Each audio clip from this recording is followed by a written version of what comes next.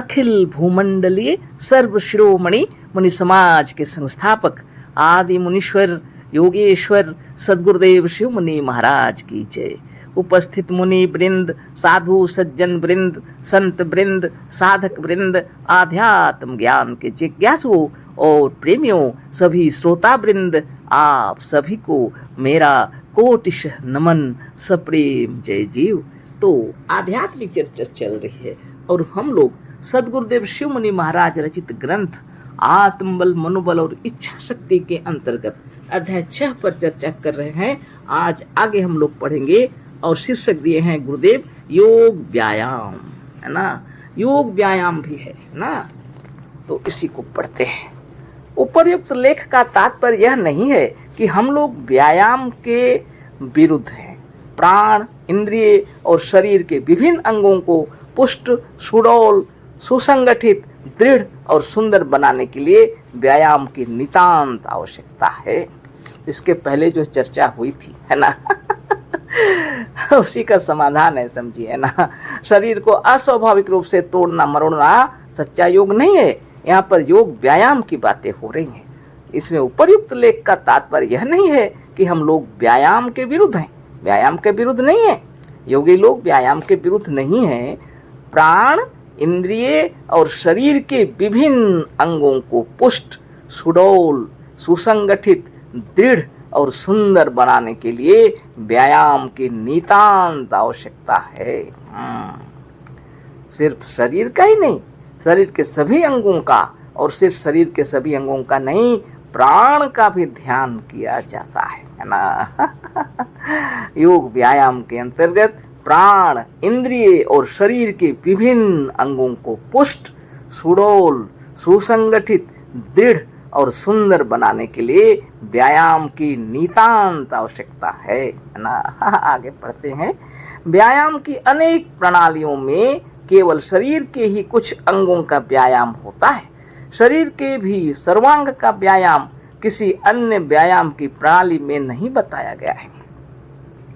पर योग व्यायाम सर्वांग का व्यायाम तो है ही, मन, इंद्रिय और प्राण का भी व्यायाम है। प्राण के व्यायाम को ही कुछ योगी प्राणायाम कहते हैं। पर स्मरण रहे कि किसी तरह से भी हठ से प्राणों को रोकना प्राणायाम नहीं है ना। देखिए, एक एक चीज को समझाते हैं सद्गुरुदेव, है ना व्यायाम की अन्य प्रणालियों में केवल शरीर के ही कुछ अंगों का व्यायाम होता है। शरीर के भी सर्वांग का व्यायाम किसी अन्य व्यायाम की प्रणाली में नहीं बताया गया है। जो जैसे कर रहे हैं, लेकिन चक्र भेदन जो है उसमें, षडचक्र भेदन जो आप साधन करते हैं, वास्तव में उसमें सर्वांग का साधन है ना। मन का, प्राण का, इंद्रियों का, सब का साधन है। उसी को बता रहे हैं। अन्य व्यायाम भी हैं, अन्य प्रकार के जो भी प्रणाली है, लेकिन उसमें पूरा नहीं होता है ना। पर योग व्यायाम सर्वांग का व्यायाम तो है ही, मन, इंद्रिय और प्राण का भी व्यायाम है। प्राण को व्यायाम को ही प्राण के व्यायाम को ही कुछ योगी प्राणायाम कहते हैं। प्राण को जो व्यायाम कहते हैं, प्राण का जो ध्यान करते हैं, उसको कुछ लोग योगी लोग प्राणायाम कहते हैं। पर स्मरण रहे कह रहे हैं, वो याद कर लीजिए कि किसी तरह से भी हठ से प्राणों को रोकना प्राणायाम नहीं है। अवश्य ही प्राण का ध्यान कीजिए, प्राणायाम है, लेकिन गुरुदेव कह रहे हैं किसी भी तरह से हठ पूर्वक प्राणों को रोकना प्राणायाम नहीं है। आर्य समाजी लोग अंगुलियों से तो प्राणों को नहीं रोकते, पर रोकते हैं हठ से ही। आर्य समाजी लोग जो प्राण का ध्यान करते हैं, अंगुली लगाकर तो ध्यान प्राण को नहीं रोकते हैं, लेकिन हट करके ही प्राणों को रोकते हैं। ऐसा नहीं करना चाहिए, कह रहे हैं गुरुदेव। हठ से ही इस प्राणायाम को सच्चे योगियों को छोड़कर बाकी जितने लोग हैं, चाहे वह आर्य समाजी हों या सनातन धर्मी, ब्रह्म समाजी हों या राधा स्वामी पंथी, सभी गलत और अशुद्ध रीति से करते हैं। अपने अपनी जगह पर सब लोग अपना अपना तरीका से समझे हुए हैं और अपने अपने तरीके से प्राणायाम कर रहे हैं लोग, है ना। लेकिन सद्गुरुदेव कह रहे हैं प्राणों का ध्यान करना चाहिए, लेकिन हठ पूर्वक किसी भी तरह से प्राणों को रोकना प्राणायाम नहीं है। बहुत से लोग चाहे आर्य समाजी हों, सनातन धर्मी हों, ब्रह्म समाजी हों या राधा स्वामी पंथी हों, ये लोग अशुद्ध तरीके से प्राणायाम कर रहे हैं। प्राणायाम की शुद्धि प्रणाली वही है जो मुनि समाज में बताई जाती है। जो मनुष्य सचमुच हृदय से योग सीखना चाहता है वही अधिकारी है। यदि हृदय में योग करने की इच्छा है, सचमुच योग साधन सीखना चाहता है, तो वह प्राणायाम की विधि जो मुनि समाज में बतलाई जाती है वैसा ही सीख लेना चाहिए वास्तव में। अतः श्रद्धा और प्रेम के साथ जो हमारे आश्रम में आवेगा उसे हम हर वक्त योग व प्राणायाम की शिक्षा देने के लिए तैयार हैं, सदगुरुदेव कह रहे हैं। अभी सदगुरुदेव तो नहीं है, लेकिन योगी लोग हैं, आप वहां जाके सीख सकते हैं, है ना। इसका मतलब यह नहीं है कि बहुत से लोग गलत ही कर रहे हैं। सब बहुत तरह से जिसको ज्ञान हो गया, इतना तो मालूम होना चाहिए कि प्राण का ध्यान करें, लेकिन प्राणों को हठपूर्वक नहीं रोकना है ना। अच्छा, आगे पढ़ते हैं। किसी फैक्ट्री और मिल में जब काम होता है तो उसमें से कार्बन डाइऑक्साइड गैस निकलती है।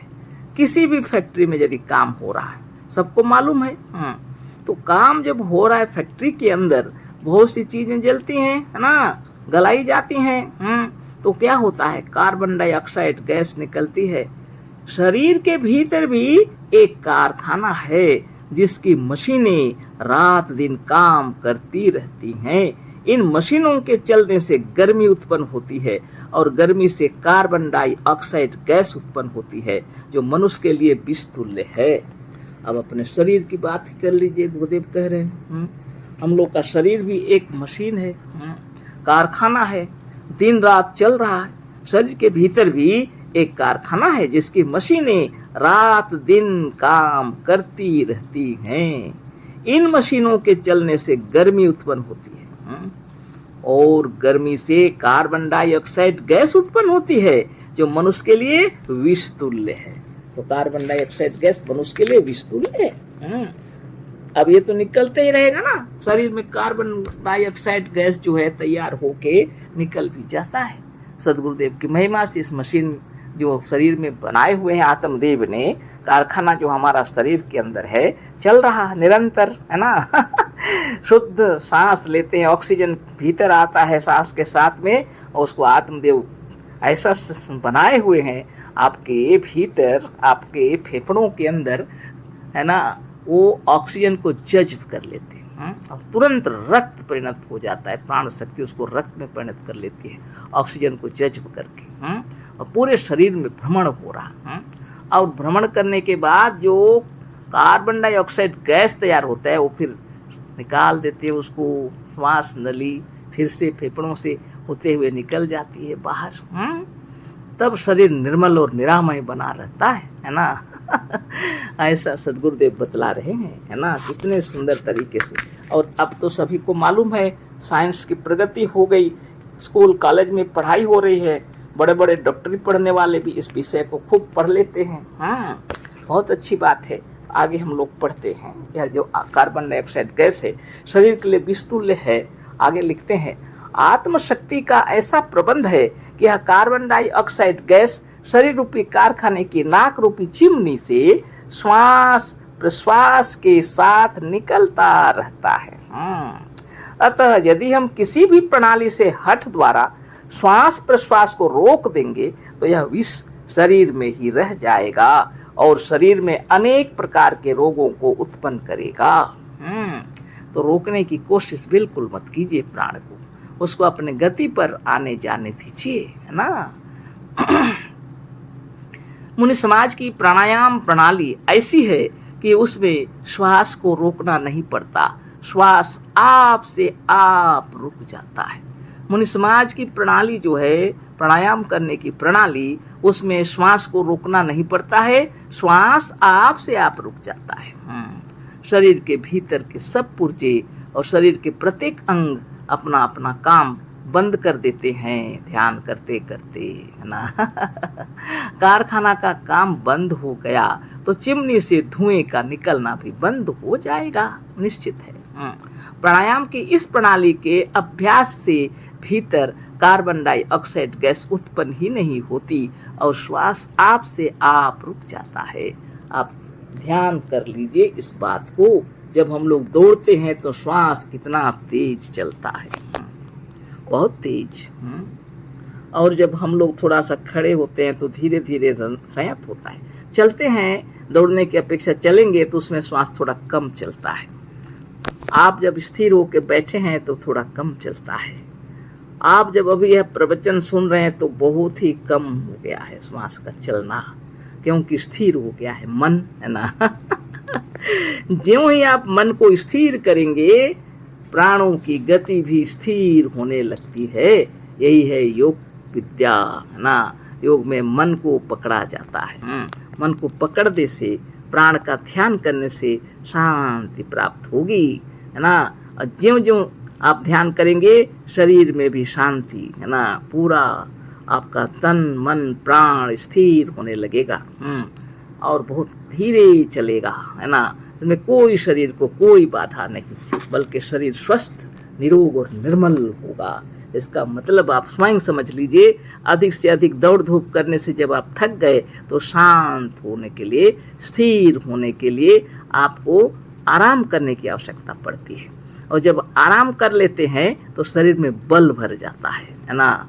यही शरीर का नियम बना लिए है आत्मदेव ने, है ना। आंखें अगर निरंतर खुली रहेंगी तो उसमें भी माने दर्द होने लगेगा, लेकिन पलक झपकते रहते हैं, जिसकी वजह से कोई परेशानी नहीं है। त्राटक करेंगे तो आंखों से अश्रु आ जाते हैं ना, लेकिन इससे भी बल बढ़ता है। थोड़ी देर के बाद उसको शांत करना पड़ता है।